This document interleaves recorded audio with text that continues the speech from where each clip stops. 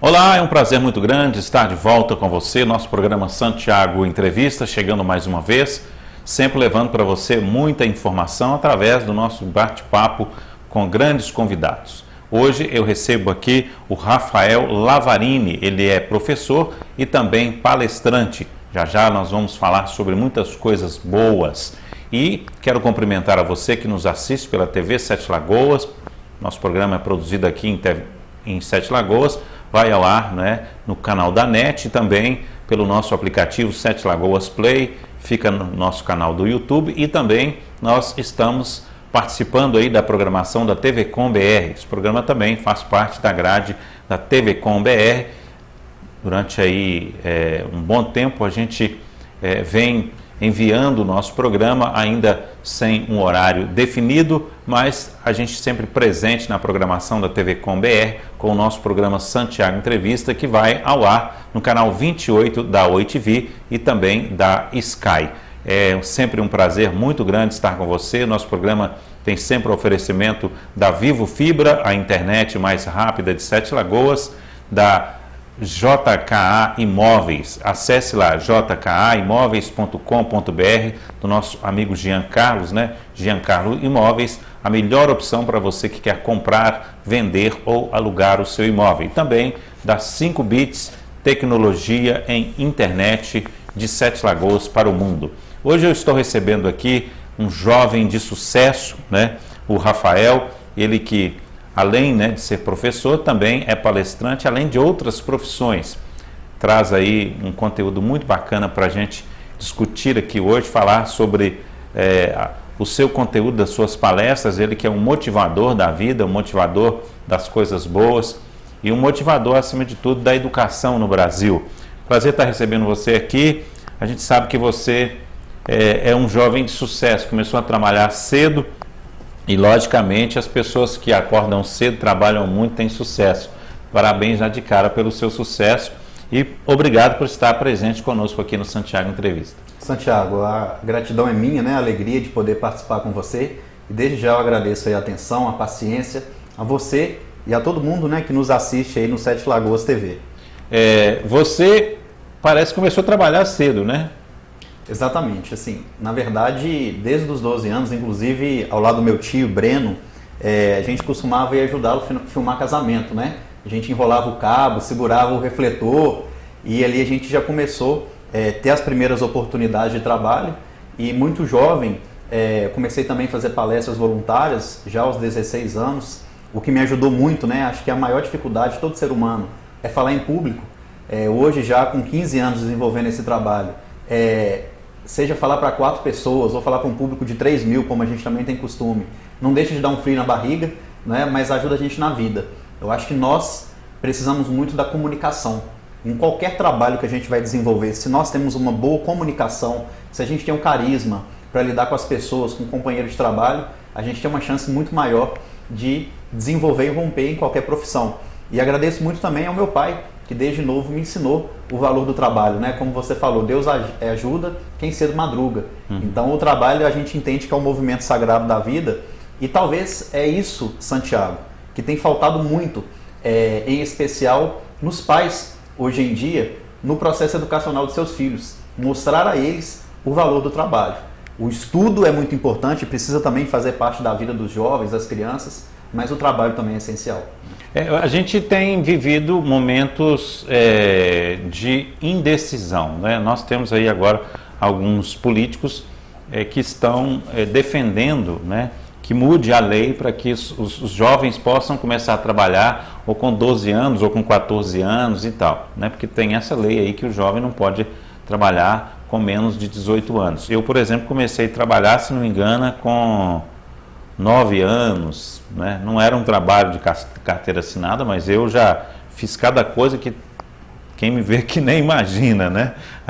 Imaginar que eu até tive trabalhando numa empresa agrícola colhendo soja, né? Eu já fiz isso, colher soja. Nem imagina, né? Quem me vê aqui nem imagina que eu já trabalhei, por exemplo, num campo catando toco, tirando toco, jogando né? Quer dizer, morava numa cidade que não tinha emprego, então já trabalhei calçando rua, né? E eu digo que para mim, né, isso não me tirou nada da minha personalidade, pelo contrário, me fez perceber que o trabalho era importante para mim, me fez perceber que meu crescimento seria muito a favor, muito dependente daquilo que eu fizesse na minha vida. E a minha família tem, né, pessoas que trabalham e que estudam também, né, e que lutam pela vida de uma forma honesta. A questão é que muita gente hoje parece que está esperando, né, o resultado da escola, da faculdade, e às vezes ele nem vem, né? Exatamente. Então, assim, não tem a força do trabalho desde pequeno. E é uma polêmica resolver isso, né?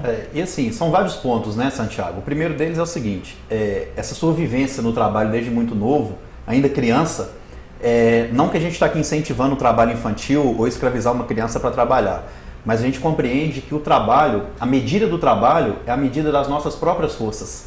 Então, mesmo uma criança de 4 anos, ele pode trabalhar dentro do lar dele.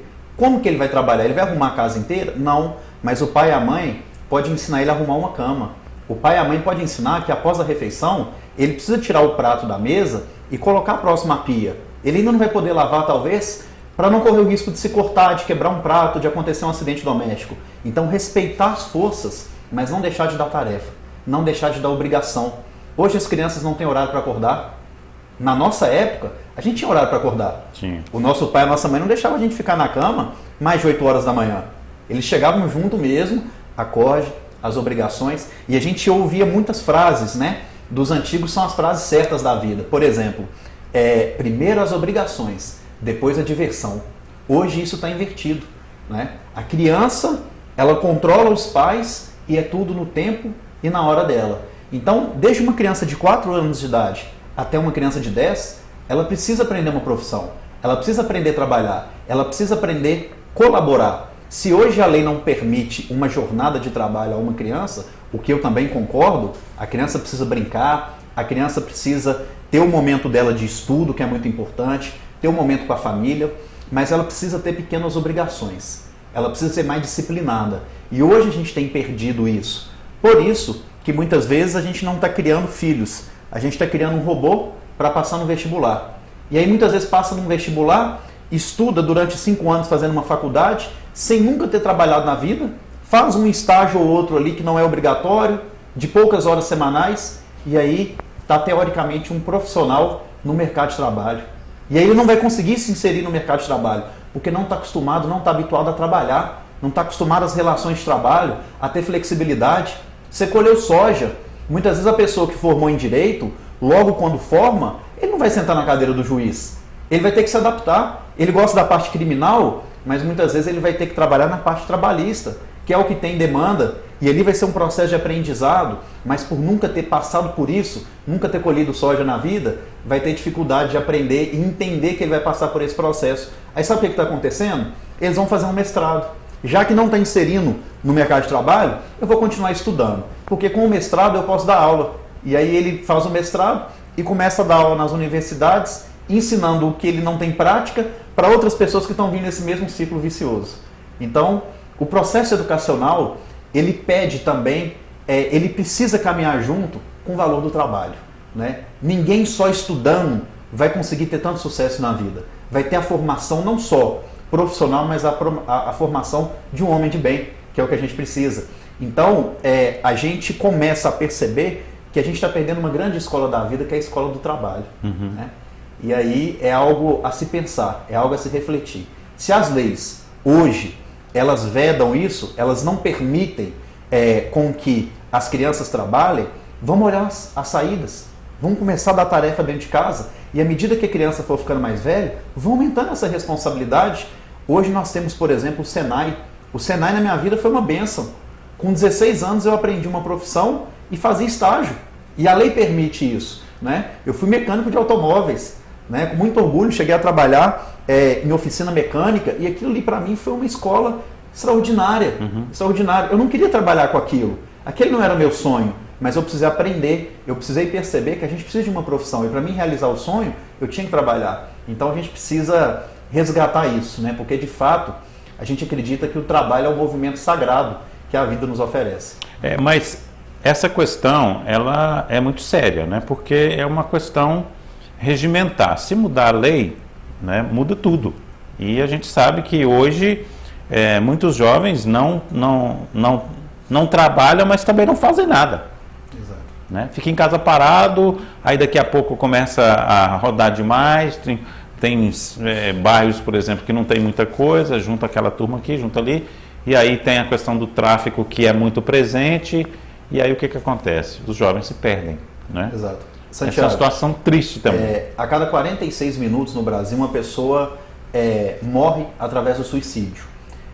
No ano passado, em 2018, no mundo inteiro, se a gente pegar todas as guerras que estão acontecendo, guerras civis de país contra países, a gente teve uma mortalidade de 700 mil pessoas. Mas no ano passado, só o suicídio matou 1 milhão de pessoas. Por que eu estou trazendo essa estatística? Porque entre os jovens é a segunda causa de morte atualmente. A Organização Mundial da Saúde já considera uma epidemia o suicídio entre os jovens. Então nossos jovens eles estão deprimidos, eles estão com transtornos psíquicos, eles estão pedindo socorro. Hoje, o jovem não ocupa a cabeça com o tempo da forma útil, como precisa ocupar o tempo.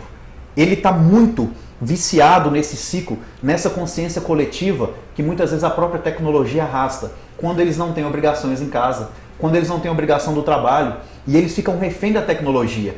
A tecnologia é algo maravilhoso, mas sem a postura do pai e da mãe, sem os limites, sem a disciplina, é uma arma que está matando. É uma arma que está trazendo transtornos mentais, está trazendo depressão, está trazendo suicídio. E aí o jovem que já não está muito bem, está angustiado, está com a mente vazia, e aí mais uma frase que a gente está acostumado a ouvir, né, que a mente vazia é a oficina do diabo.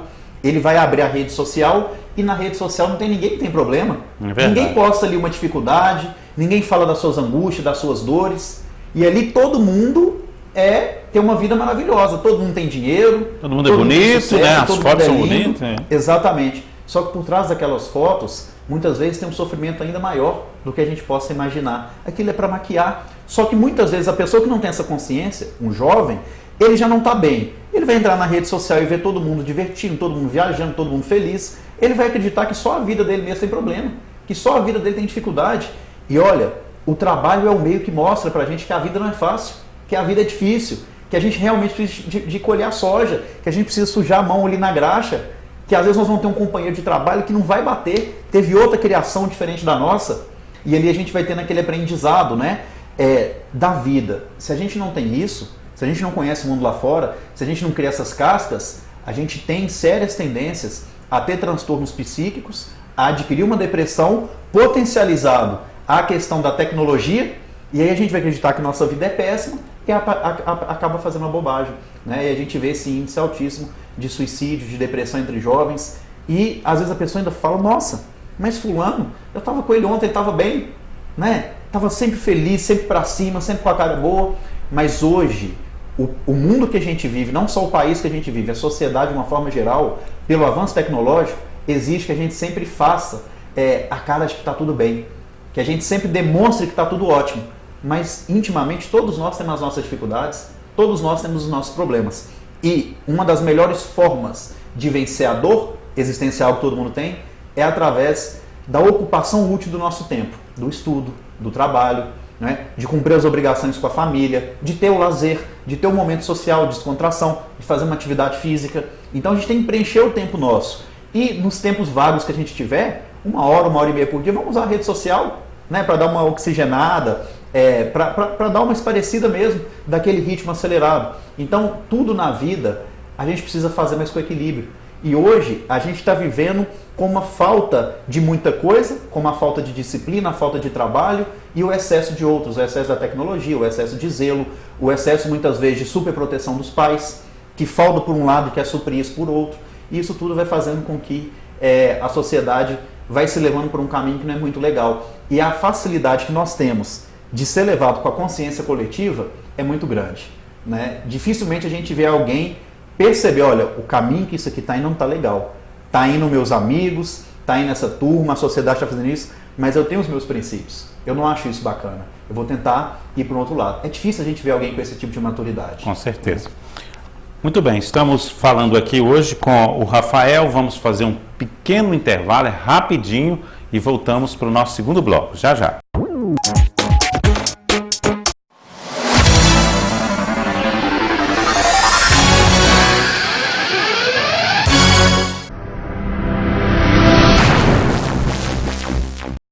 Olá, Sete Lagoas! Você quer alugar um imóvel sem burocracia e com agilidade? Eu tenho uma novidade para você. A Giancarlo Imóveis fez uma parceria com a Credipago para solucionar o seu problema em 15 minutinhos. Passe na Giancarlo Imóveis e encontre a sua solução. Giancarlo Imóveis, a imobiliária que tem as melhores condições para quem quer alugar, vender ou comprar imóveis. Avenida Antônio Olinto, 477, primeiro andar, no centro de Sete Lagoas. Contato 3775-1020 ou 3775-2010. Para locação, ligue 99351-8004. Acesse www.jkaimóveis.com.br. Se você tem dívidas em aberto com a Prefeitura, fique atento a esta oportunidade única. Até 30 de setembro, pague com 90% de desconto em até 3 parcelas, 80% de desconto em até 6 parcelas, 50% em até 9 parcelas e 40% em até 12 parcelas. Os descontos são sobre juros e multas, e as parcelas deverão ser iguais e consecutivas. As condições são válidas para todos os impostos municipais. Procure a Central do Contribuinte ou o Centro de Atendimento do SAAI, Prefeitura de Sete Lagoas.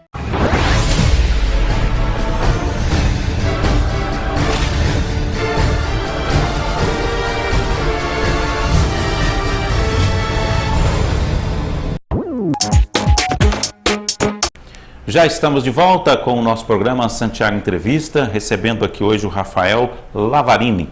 Ele, além, de várias coisas, também atua em Sete Lagoas na APAC. Ele tem um trabalho muito importante, nós vamos falar sobre ele aqui também. E, logicamente, cada um tem a sua visão, de como deve ser tratado uma pessoa que comete um crime. E ele está lá convivendo, com várias pessoas. E tem um exemplo importante para passar para a gente aqui. A gente sabe também que atualmente o Brasil está discutindo isso, com a entrada do Sérgio Moro, várias mudanças, durante esse período curto que ele esteve lá. Ele já tem apresentado algumas novidades, inclusive a gente pensa que vai melhorar alguma coisa com o passar do tempo, mas por enquanto a gente não pode falar nada. Vamos falar dos exemplos que temos.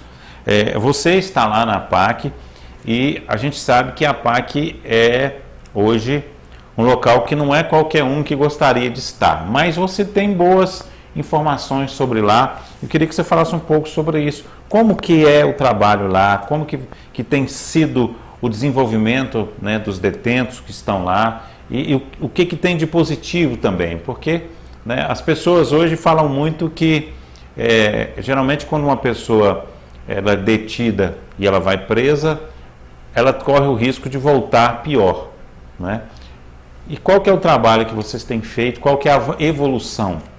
Santiago, o sistema prisional brasileiro, ele é um problema já há muitos anos. E a tendência é que esse problema ele piore cada vez mais. E esse problema ele não vai ser solucionado com construção de novos presídios, ele não vai ser solucionado com a pena perpétua ou a pena de morte de um preso, embora muitas vezes, principalmente quando alguém comete um crime contra um familiar nosso, a gente quer que a pessoa morra, quer que ela fique se apodrecendo o resto da vida na cadeia. E a gente sabe que, infelizmente, se a gente tiver essa visão, a gente não vai ter uma visão racional. Por quê? Da forma que funciona hoje o sistema prisional brasileiro, a pessoa que entra, mesmo que ela não tenha cometido um crime, alguém entrar no sistema prisional, mesmo sem ter cometido um crime, ela vai ter uma chance muito grande de se tornar um criminoso. Infelizmente. Por vários motivos, talvez pelo nosso tempo, a gente precisaria de um programa para citar todos eles, mas por vários motivos, infelizmente, não se recupera. E isso não é culpa da pessoa que trabalha como carcereiro, do diretor de um presídio, mas de todo um sistema que já há muitos anos vem se arrastando no Brasil. E a APAC, que foi fundada em São José dos Campos, e hoje a gente conta com um pouco mais de 50 em todo o país, embora tenha muitas outras sendo construídas. Em Sete Lagoas temos a bênção, né, de ter uma APAC aqui. Ela traz uma metodologia totalmente diferente. E muita gente ainda acha, não, mas a APAC passa a mão na cabeça do bandido. A APAC ali é só os que cometeram os crimes mais leves. Qualquer um que tenha cometido qualquer crime, ele tem o direito, depois de ter sido julgado e condenado, de fazer o pedido de poder ir para uma APAC, desde que não tenha ido e não tenha aproveitado a oportunidade. E o que a gente tem na APAC hoje, os trabalhos que são desenvolvidos lá dentro, são trabalhos que estão exatamente conforme a Constituição fala, relacionando a questão do preso. Então a gente não faz nada além daquilo que reza a Constituição. Então lá, a gente não chama de preso, inclusive a gente já dentro da metodologia da APAC, a pessoa entrando lá, a gente chama de recuperando, está num processo de recuperação, como eu estou, você está, né? Quem de nós não cometeu um erro na vida? E aí o grau do erro a gente não pode julgar porque a gente não teve talvez a mesma formação familiar que a pessoa teve, a gente não estava no mesmo contexto. Então assim, a gente aprende a não julgar e chamar o preso de recuperando. E a gente começa a mostrar para ele que o crime fica lá dentro. Aliás, o criminoso fica lá fora e lá dentro vai entrar o homem. E a gente acredita que todo ser humano pode ser recuperável.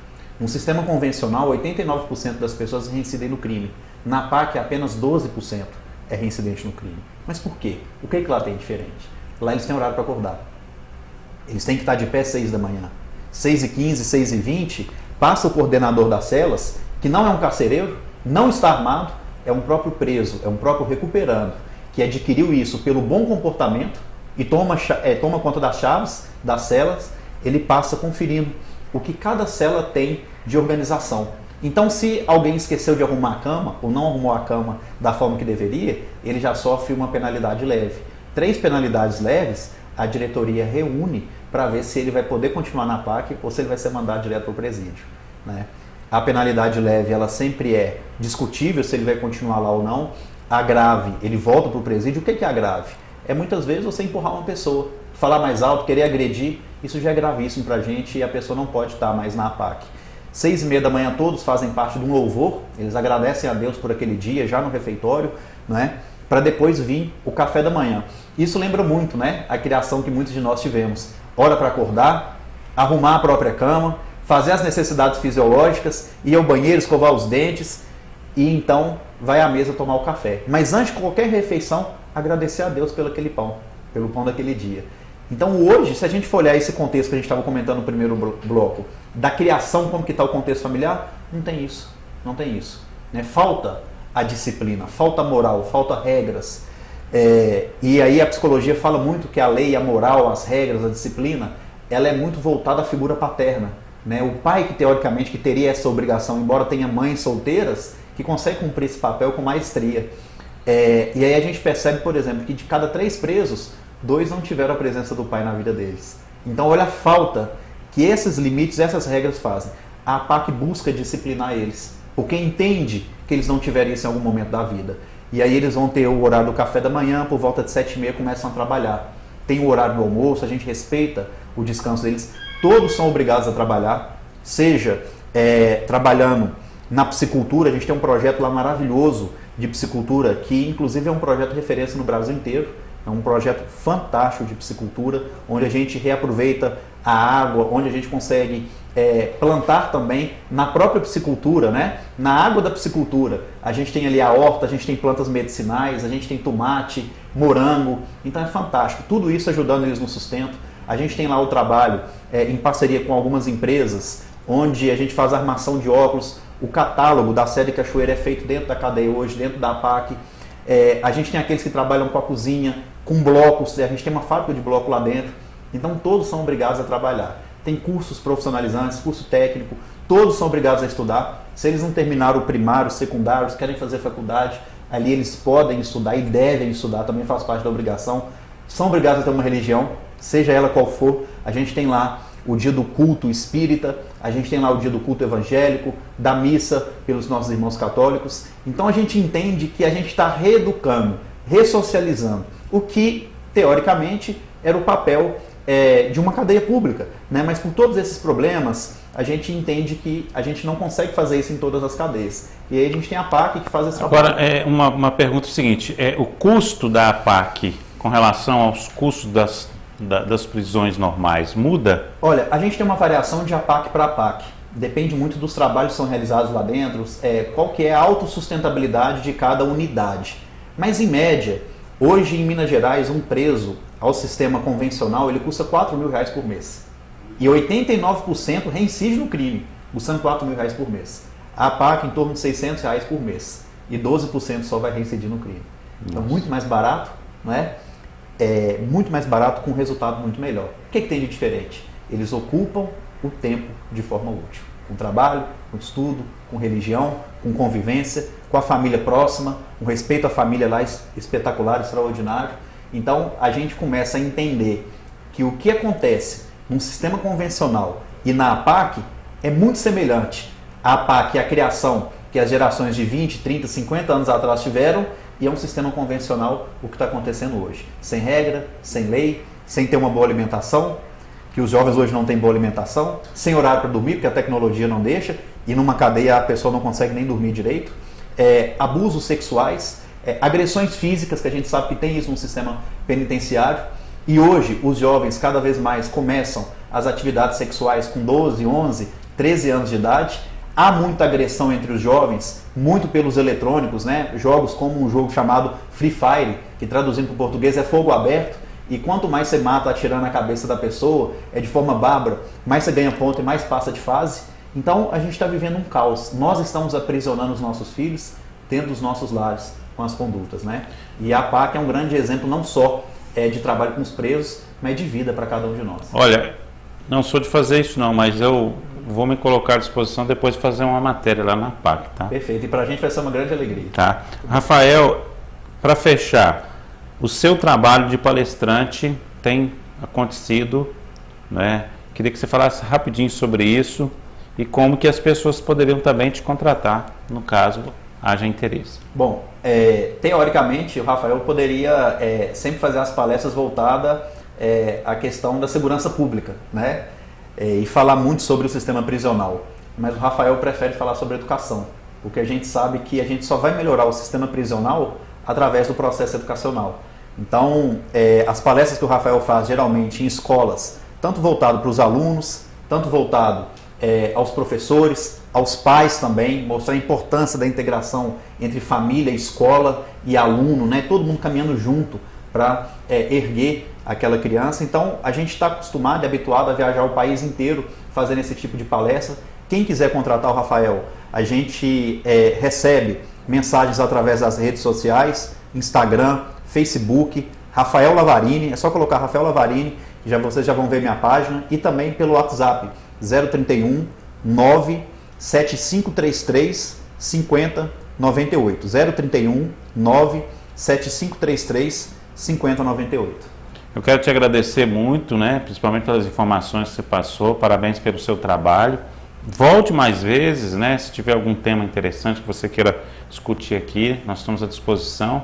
Acho que é um tema de grande importância, né, para todos, envolve, né, a maioria das famílias, e quem sabe até a gente criar algum conteúdo educativo nesse sentido para que possa né, colocar para as pessoas. Exatamente, assim, toda família precisa disso. Tenho certeza, Santiago, que todo mundo que está nos assistindo hoje ou precisa ou vai precisar em algum momento de ter um olhar diferente aos filhos, né, ao processo educacional.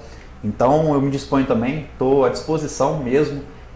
Para mim seria algo fantástico a gente ter de repente um planejamento aí em cima desse processo educacional, porque é muita coisa. A gente não consegue esgotar o assunto numa entrevista só, mas são muitas questões particulares que a gente precisa trabalhar uma a uma para poder contribuir com cada familiar, com cada pai, com cada mãe, para quem sabe um dia a gente conseguir esse sistema prisional nosso aí através da educação. Com certeza. Quero agradecer você também que esteve conosco em mais um programa Santiago Entrevista. A gente sempre aqui toda semana trazendo um conteúdo diferente, trazendo um convidado diferente e, lógico, tentando entender um pouco da vida, entender um pouco das coisas, né? E para que a gente possa ter uma vida melhor. Um abraço para você, voltamos na semana que vem com mais um programa. Até lá então.